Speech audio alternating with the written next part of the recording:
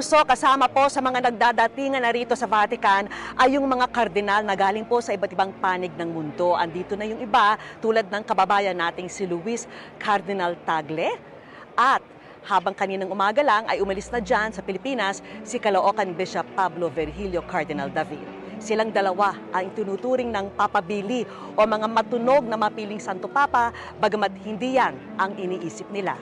May kasabihan din itong, "He who enters the conclave as Pope leaves it as a cardinal." Nakatutok si Oscar Oida.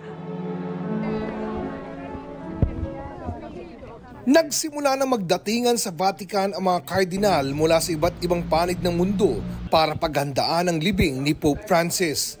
Ayon sa Vatican Media, gagawin ang libing ng Santo Papa sa Sabado, alas 10 ng umaga, oras sa Roma.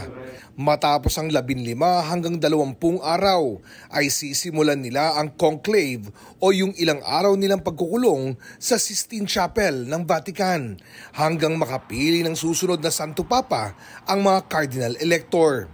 Sila naman yung mga Cardinal na edad 70 pababa na karamihan na itinalaga ni Pope Francis sa loob ng ilang taon niyang pamumuno. Hindi naglalabas ang Vatican ng listahan ng mga posibleng sunod na leader ng simbahang Katolika.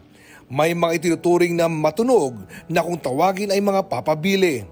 Sa ulat ng Reuters, kasama sa kanila si Luis Antonio Cardinal Tagle, ang dating arsobispo ng Maynila na binansagang ding Asian Francis dahil pareho kay Pope Francis ang commitment sa social justice.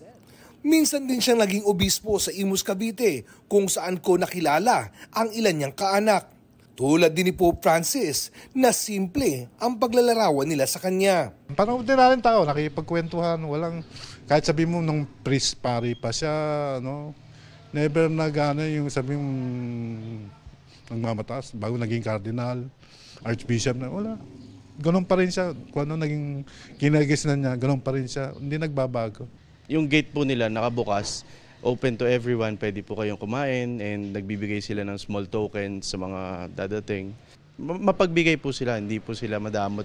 Saka minsan, di ba nahalik ako ng kamay dahil nga kardinal. Siya na unang humahalik, kaya either na humahalik ako kamay siya. Wala kaming may sasabing na mali. Bukod kay Cardinal Tagle, papabili rin ang touring kay Marseille, France, Archbishop Jean-Marc Aveline. Kabilang din si Peter Cardinal Erdo mula Hungary at si Mario Cardinal Grech na mula Malta.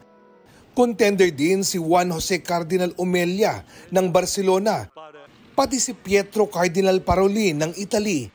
Matunog ding papabili si Joseph Cardinal Tobin mula New Jersey sa Amerika, pati si Peter Cardinal Turkson mula Ghana, at Matteo Cardinal Maria Zuppi na naging Archbishop ng Bologna, Italy.